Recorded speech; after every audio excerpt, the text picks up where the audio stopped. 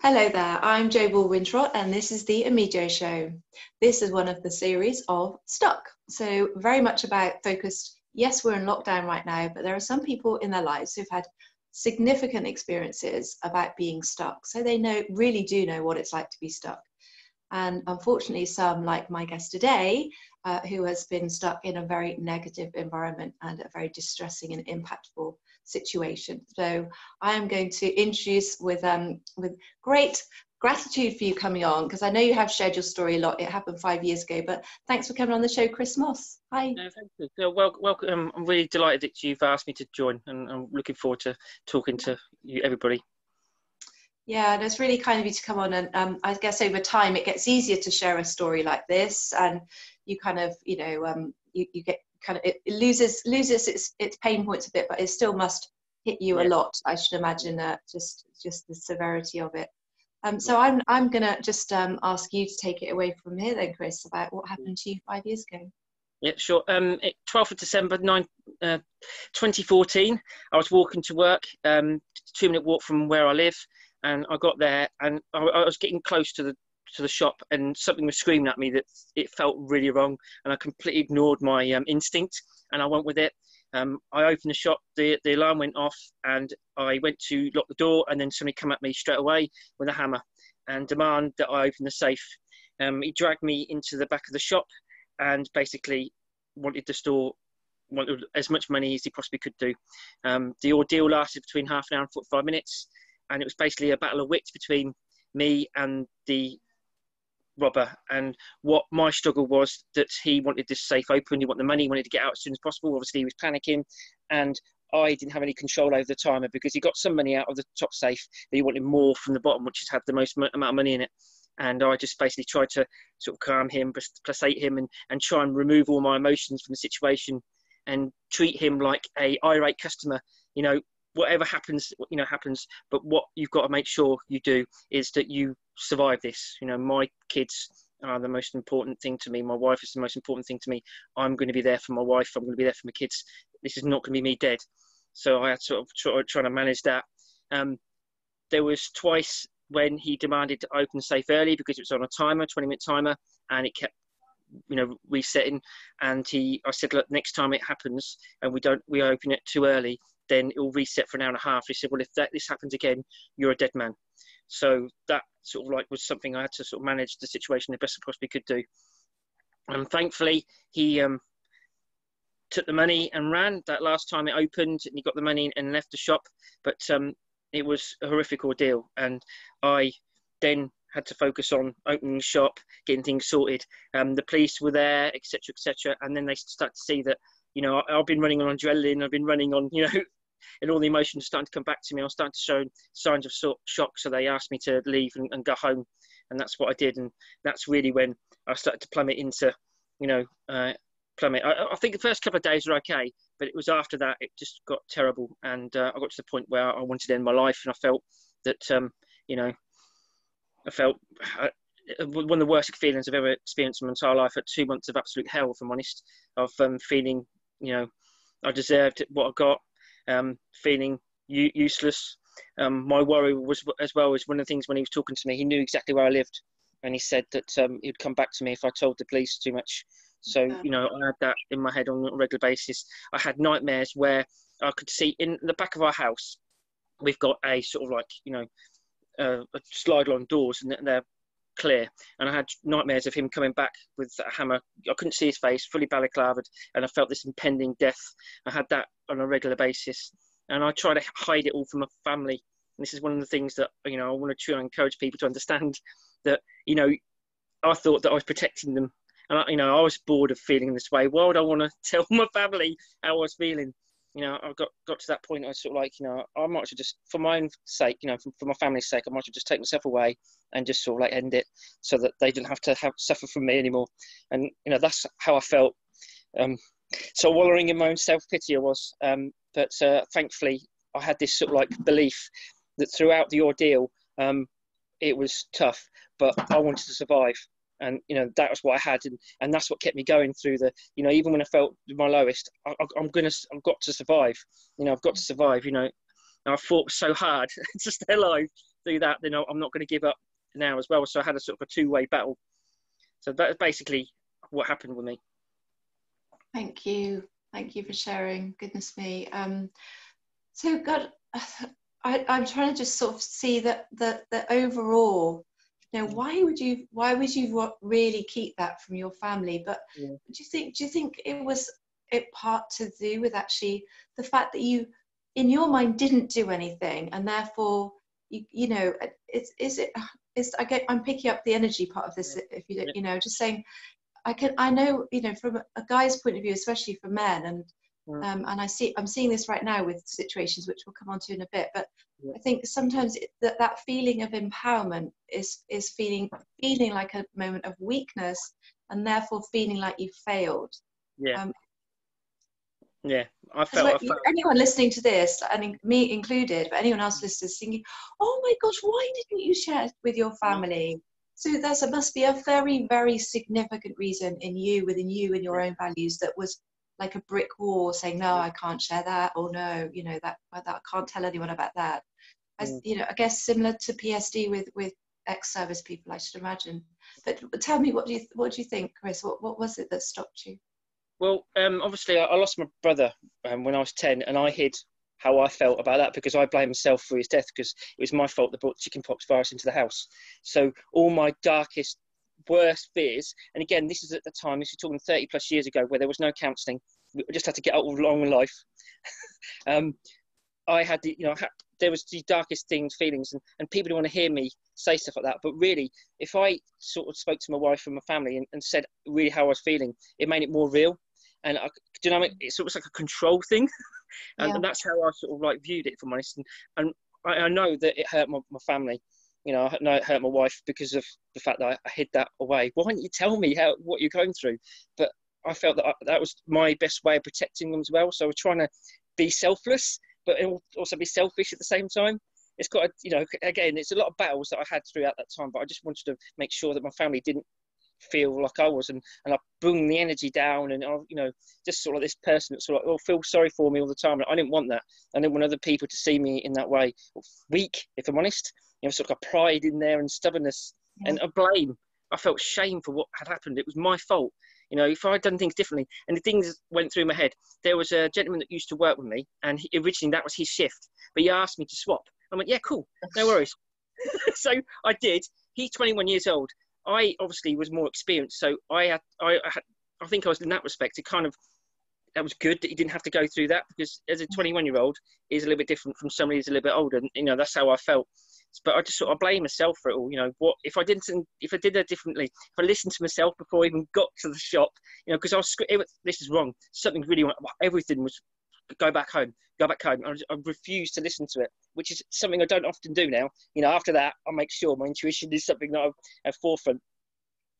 Good, and that's so important. And you know, it's something I talk about all the time. With a lot of my work, is actually the only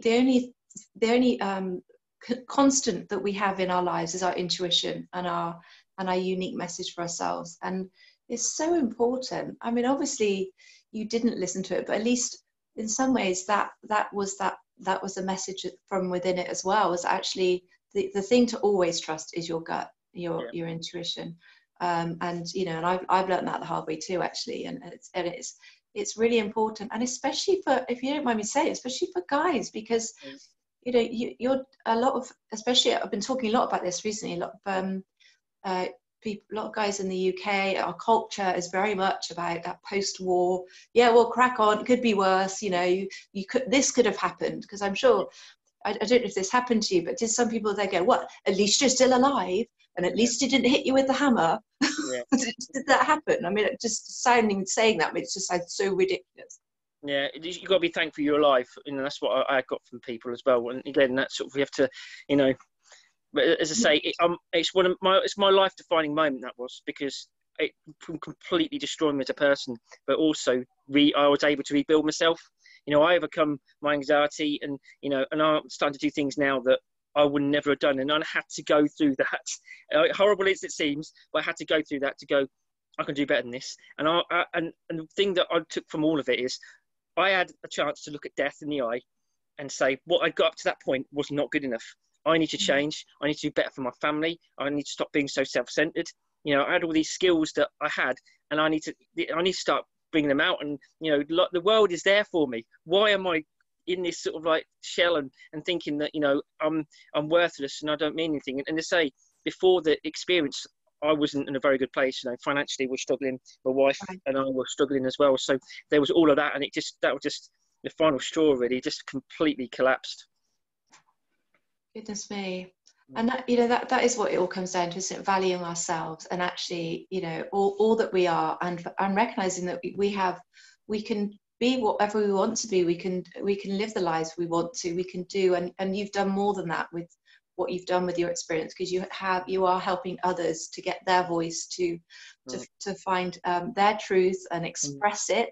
So that's a big part of what you do now, is very much about expressing what's happened, validating it, and also acceptance, isn't it? I think acceptance is a huge part of getting over sort of traumatic incidents like that. One of the great things I'm able to do now is, you know, I wrote my first book, Hope Over Anxiety, and that was my therapy as well, because I poured out my heart on that. You know, I just allow it all come out. And, you know, my wife read that book and, oh, okay, wow. And there's things that I'd never spoken about in there that I'd done. My family is sort of like, you know, I talked about a lot of experiences that, again, what a lot of men struggle with is saying things. And I've had a lot of experience in my life that, you know, that a lot of men won't talk about because that's shameful, you know. And I just poured it all out. So, and I've found that people have actually picked up on that book. You know, I don't say it's perfect, by no stretch of the imagination is it, but I've found that I've had people come to me and say, I can't sleep. I read your book and I take lessons from it, and that helps me to go sleep. I've had people say that the reason why I'm still alive is because of your book, you know, stuff like that. Yeah. So that was powerful for me. I had another story that there's a 10-year-old girl that's managed to get hold of my book, and she read it and she said, oh my God, I didn't realise that other people felt that way. I thought it was just me. And when I started my anxiety when I was 10, I didn't know what was going on. I had no idea what was going on. And the fact that lady now, that girl, has got the opportunity to know what she's going through, and actually she's okay. Does that make sense? You know, that Absolutely. was like I don't know, redemption, is that the right word? But there was something for me that sort of like, you know, really sort of like stirred in me. Yeah, and you've done a very brave thing. You did a brave thing by facing this guy and maintaining your composure instead of just breaking down. You did a phenomenally brave thing in dealing with that and contacting the police.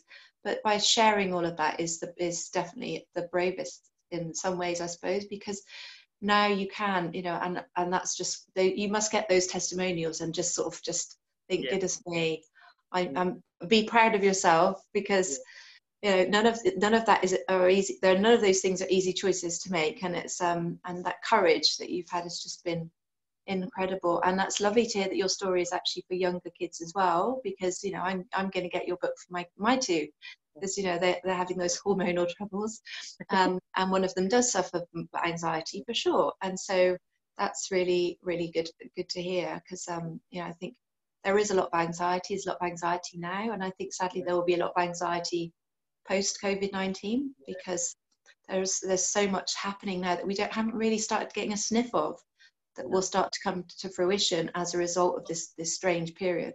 A lot of good too, but also a lot of issues. So it's just wonderful, Chris. And you now have a publishing company, so you help others share their stories as well, don't you? Well, I basically I help other people with their books, and they self-publish. You know, that's what I do. You know, and I'm quite proud of. I've got a group that I'm growing, and there's people in there that I've helped and stuff like that. So that's what I'm doing. I've got a lady that I'm working with at the moment, helping her with her second book. So which is an amazing lady. She's, you know, her story is quite a powerful one too. But yeah, that's what I'm doing. I'm just helping them go through it and, you know, get them to self-publish. Yeah, it's fantastic. So you're mentoring really. Yeah, I'm mentoring people. Yeah, because it is a journey, and you've been through that journey. It's a journey writing a book anyway. It's a journey writing a book on branding. I know I'm doing one at the moment, but to write one about your own story, and, you know, and it's something I've dragged my heels on. It takes some real doing, doesn't it? And holding someone in a safe space for doing that is, you know, I'm sure you have so much compassion for them.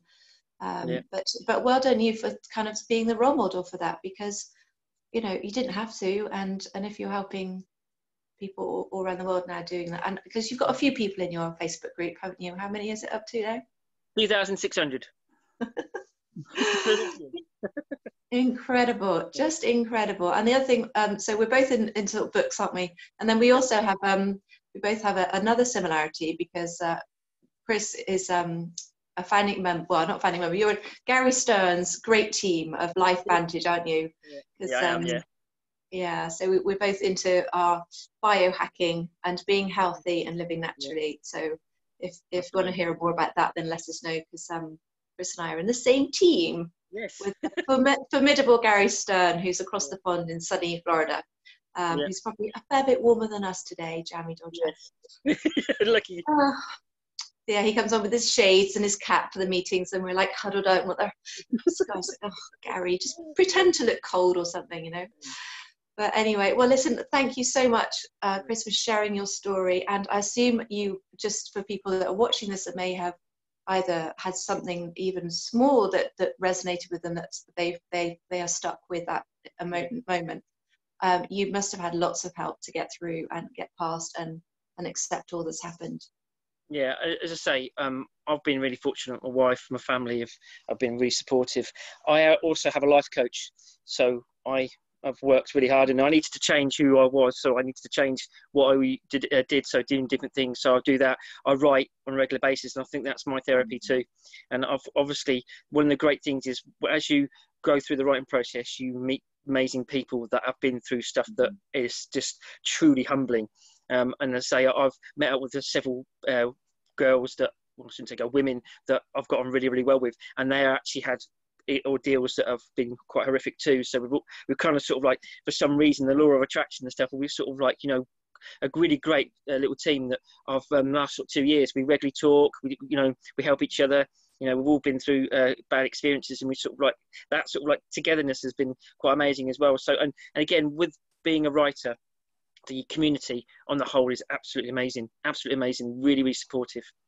Yeah, and it's very good therapy, isn't it, to actually, but again, it can throw things up. That's the thing, is that's why you do need the right support, the emotional support, the psychological support, the trauma of it, because it is the PTSD, isn't it? And I think we tend to put PTSD on a label for people that have been in the army and or the Navy. And oh no, actually that can be, PTSD is sadly, I think, horribly common. But there does need a moment, doesn't it, of recognition that actually, you know, I've got to tell someone, and it's important to realize that it is important to share it. And your loved ones, I'm sure, were so relieved when you did, because you then started your journey to do what you've done. Amazing. Chris Moss, thank you so much for coming on my show. And where can people find you? Sorry, what's the best place for people to find you? If I'm honest, I say I'm building a new website, so I would say Successful Writers Club, if you want to come and thing, or if you want to email me, it's mosschristopher799@gmail.com. Again, I'm quite happy to sort of talk through there. If you want to message me, I'm quite happy to help you any way I can. Fantastic. Have you got your book there? Can you hold up your book? Have you got your book? Hang on. Oh, my books. Well, yeah. He has many. You have many, do you? I'll show you this one. There's Power Over Anxiety there. And my first one I'll show you. But this is called Hope Over Anxiety. Hope Over Anxiety. So that's the book that you wrote straight after the incident. Well, not straight after, but that took me a little while to write, but that's the one. But the best one I would probably recommend is book 2, is Freedom Over Anxiety, 4 steps. And it's quite sort of simple and to the point, so that'll be a lot helpful for people if they need it. But again, the last thing I'll just say, a lot of people don't realise that they're suffering with anxiety, and that's something that, you know, again, as a next sort of step, people need to sort of see. And if you know loved ones that are, you know, not themselves, then you need to sort of, you know, give them a bit of help and encouragement, because a lot of people don't know they're going through it. They don't, and I think it's very easy to say I'm fine, and this sadly has just happened with someone I know, whose husband actually has passed as a result. He was telling everyone he was fine because he felt a bit ill, but that was it. He didn't tell people how ill he was, and suddenly he went downhill very rapidly. So this is not the time to say I'm fine, and no matter what's going on, you know. And I think for anxiety especially, it's absolutely right and fair that you share that and you express that some way. And just be brave, because we can't read minds, can we? No. And it's so you have to tell someone, and then that starts the ball rolling, doesn't it? Yeah. Yeah, right. Thanks, Chris. So yeah, the book is available on Amazon, and so have a look at Chris on Amazon, or you can buy it on Amazon. And hopefully, if you are watching this and feeling any kind of anxiety, that will help you on your journey, like Chris. Thanks very much, Chris. Thanks for coming on the show. Welcome. Thank you very much for having me. And I'm Jo Baldwin-Trott, and that was the Amijo Show. Please like and comment below. We'd love to hear your comments. If you've got comments from Chris, then I can forward them on to him, so that he sees them and you can connect with him or hear him a little bit more through his channels. So thanks for watching. I'm Jo Baldwin-Trott. Thanks.